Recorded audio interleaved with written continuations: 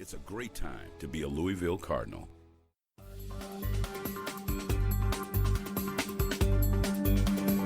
Welcome back to UofL Today with Mark Hebert. Did you know that the University of Louisville has a Parents Association? Yeah, we got a Student Government Association. We got an Alumni Association. Did you know we've got a Parents Association? So what the heck is that? I joked, Glenn Gittings, that UofL Parents Association was a way for parents to sign up to spy on their kids. Is that what this is? Well, you know, oddly enough, we actually have a line cam through Sodexo, our dining services, and I joke with them all the time at family orientation that they can log in the morning, try to catch the kid randomly roaming across campus when they're checking the lines out. So, yeah, randomly we can be big brother with that if you want to be. All right, I ought to give you a proper introduction. This is Glenn Gittings. He's the Director of Special Projects and Student Affairs, and he oversees the Parents Association. So let's talk a little bit about, all jokes aside, the Parents Association at the University of Louisville. What is it? Well, we're trying to find a way. We've always had some semblance of a parents association, but we really have felt we needed to grow it and grow its connectivity. We've got a group and set of families that want to be involved in their students' lives, and this generation of students have typically connected to their family with a lot of their major decisions. So it's our job, in our opinion, so we can give resources, information, a connection to the institution for the families, so that when that student does have that question, as they're going off becoming an adult and they're trying to figure out things on their own, when they have a question about something they don't understand, hopefully we've equipped them with websites, information, brochures, booklets, events, things to that effect, so that they can be a voice of reason for their student. So what's a typical thing that you do for parents? If I'm a member of the Parents Association, what am I receiving, or what are the tools available to me? What we do, a monthly newsletter. So and the Parents Association is free at the University of Louisville. That's also one big note there. So you sign up during freshman orientation, and that takes you all the way through your student's graduation. You get a monthly newsletter from us. We run events like Family Weekend. We run events like Parent of the Year. We're there on move-in day pretty heavily, welcoming the families, connecting with them, helping them move their students in. And then for example, I'm touring the state right now doing freshman summer send-offs. So we go to different areas in the state and bring families and students to an alumni's house, and we just gather and let other folks connect. So our goal is to connect the families to the university so that they can be a good resource to their student while they're here. So this is a thing for current students. Do you also talk to prospective students and their families about?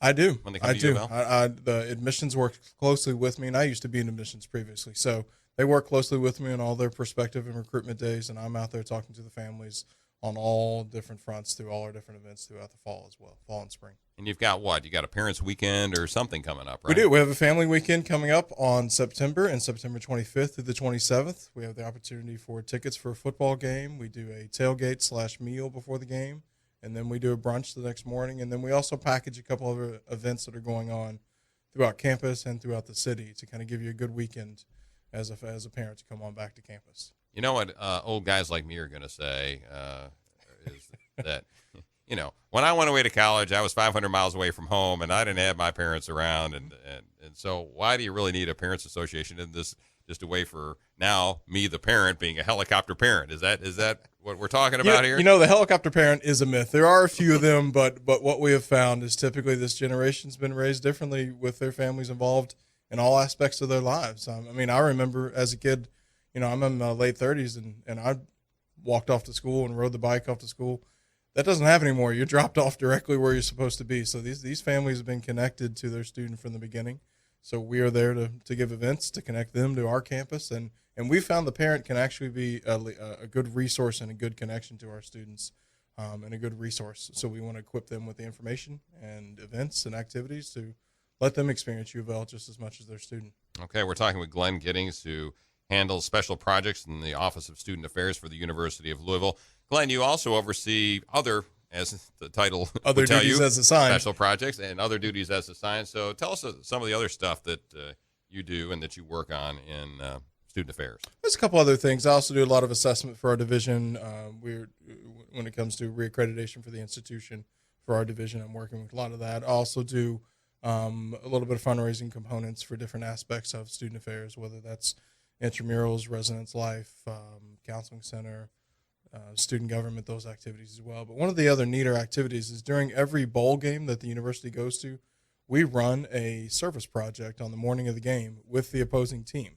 So this isn't actually the athletic teams coming together. This is the students, the administrators, the staff, the faculty, the fans, and we actually go to the city that the bowl game is in. And that morning we host a cooperative service project in that city. Give us a for instance of what you've worked on as far as the project. We kicked this project off with the Sugar Bowl. In the Sugar Bowl, we worked with Florida in the lower Ninth Ward of New Orleans, and we built an urban garden. We cleared space. We really cleared out everything so they could build an urban garden. Then in Atlanta for the Final Four, we packaged homeless kits for homeless men and women, and we distributed those to the city in the morning before the game. And then if you fast forward to Russell Athletic Bowl in Orlando, we packaged clean kits. We worked with a nonprofit called Clean the World, and they recycle hotel shampoo and soap. So next time you're in your hotel and you're actually using that, realize there's a nonprofit that recycles that, sanitizes it, and sends it over to third world countries that need hygienic supplies during typhoons and things that affect. And then we went to the Ronald McDonald House in Charlotte just last year for the Belk Bowl. And is this for students? Is this for faculty and staff? Fans? Who shows up at these things? And how many of them have you been getting for these? Really anyone. We open it for students, staff, faculty, and alum, and then we invite fans as well. So typically about a month before the bowl game, we've locked into where we're going to be, and we actually plan and stare at football schedules all semester long and try to project so we can begin talking to nonprofits in the cities of where we're at. And we work with local alum in the cities of the bowl games that we go to so that we can connect maybe with their passions of different nonprofits. And we typically get anywhere from 70 to 150 folks that come out that morning and volunteer for whatever project we're working on. So have you already done like the preseason football rankings have done, already predict who's going to what bowl and where it is? So you can already tell us what University of Louisville's going? I think we're going to the national championship, so I'm going to go ahead and start planning on that specifically. I don't even know where is the national championship this year. Is it in Phoenix? I actually don't know. Or the Orange Bowl? I don't even know where it is this year. I create different random plans. For example, we had a plan ready for the Final Four this year, and unfortunately we did not get there. But I had the nonprofit on standby ready to go. And last year with the Belk Bowl, I had everything ready in Orlando, and I had to flip to Charlotte quickly. So we try to create alternative plans and nonprofits that are willing to work with us, and every nonprofit has really enjoyed this opportunity. So why did U of L start doing this? What was the impetus? Was it just community involvement or trying to do something other than just go to a sporting event? What were you trying to do? As I've said, we are bringing a different type of student here. When I was a freshman here in 1995, many years ago, there wasn't as much community involvement and community engagement. And we're bringing a student who is connecting to civic engagement and leadership and giving back to their community. So they want to. Therefore, their families want to. And what we've also found is alumni and fans that travel to the game, their actual comments from this when we survey them is, this is the best bowl trip I've ever had. I actually got to connect to something in the community and give back to the place that's hosting us. I got my hands dirty. I got to do something meaningful while also being at a great bowl game as well. So we're finding phenomenal response from it.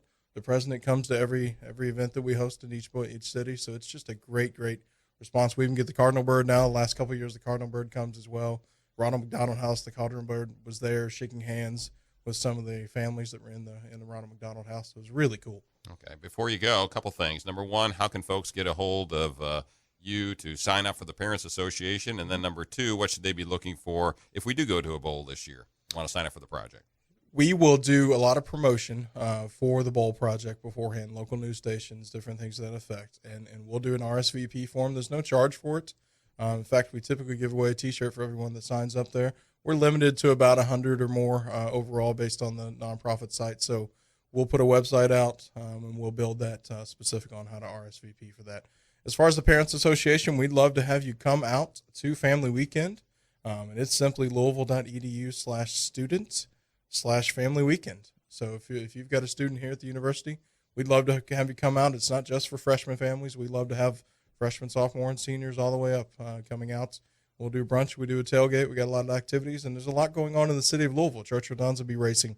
That'll be the last racing weekend for Churchill Downs. So we try to get some families out of town come back. And we got about 1,000 tickets that athletics allows us to have for Family Weekend in lower and upper levels. Okay, Glenn Gittings from the Office of Student Affairs. Thanks for stopping by. Appreciate it. Thank you so much, and go Cards. There you go. Go Cards. Before we leave you, a nugget of info to make you a little bit smarter. This summer, more than 7,000 students enrolled in summer classes. Those were about 5,000 undergrad, 2,000 graduate students. That number is up slightly by about 100 students from last summer.